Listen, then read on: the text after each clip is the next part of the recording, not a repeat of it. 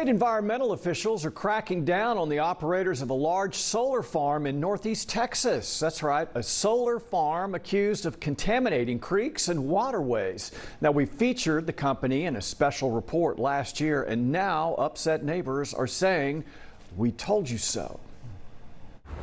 Last year, Spectrum News took viewers on a journey to Cynthia Martin's family farm in northeast Texas. I mean, there's Indian mounds all through here. It's so spiritual. I just feel like I walked through a piece of heaven. Over the past 2 years, Martin and her son, Michael, have been fighting to keep a massive solar farm from taking over 1,800 acres of farm and forest land surrounding them in Hopkins County. Sickened at the prospect of their fragile post-oak forests being replaced by fields of glass and steel. Everybody matters. Today, 1 year later, Martin and her son may have won the battle to save their land, but they have lost the war. NG has gone in and cleared every single tree that's not within a protected area. Pickens took me on a tour of the family farm through the thicket of oak trees.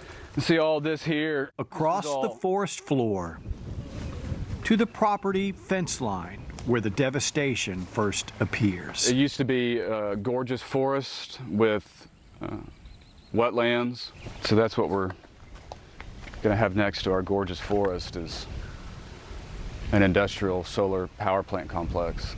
And the complex is starting to grow.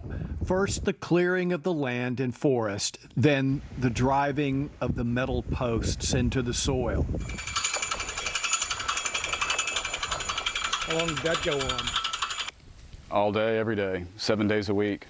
And soon, rows upon rows of solar panels will be mounted in place, producing clean, renewable energy that so many say is necessary to save the planet. But for now, the construction is taking its toll. Spring rains are pounding the barren soil, flushing the topsoil into ponds and streams and flooding the habitat with murky clay.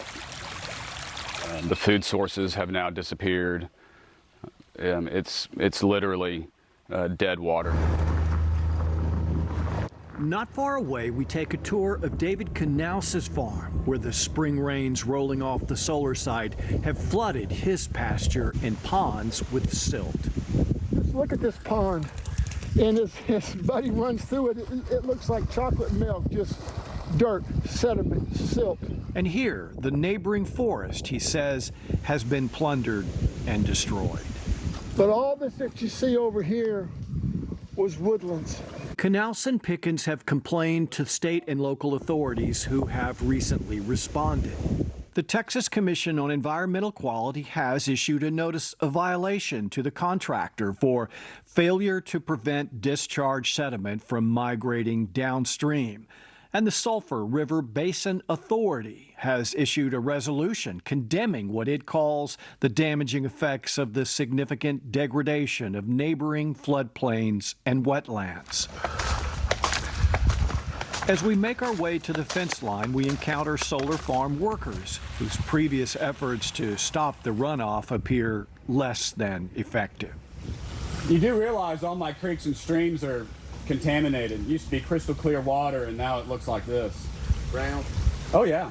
The developer, NG North America, acknowledges its stormwater runoff issues and told Spectrum News, quote, "We take all issues raised seriously and want to evaluate and address them promptly, regardless of the source of the complaint." Those corrections have been or are being implemented within the time provided by the TCEQ. NG, however, rejects the criticisms of the Sulphur River Basin Authority, saying, "We feel the statements made in their resolution were unfounded." NG says most of the solar farm properties were only cow pastures, so the environmental damage will be minimal and the solar farms will be reseeded with wildflowers and native grasses. Normally, Brett, the water should be a clear, rusty color. Pickens and Knaus say they support renewable energy and saving the environment, but not when nature is disrupted in order to protect it. It's the state of Texas, and the citizens of Texas have a right to not have the habitat for their wildlife destroyed like this.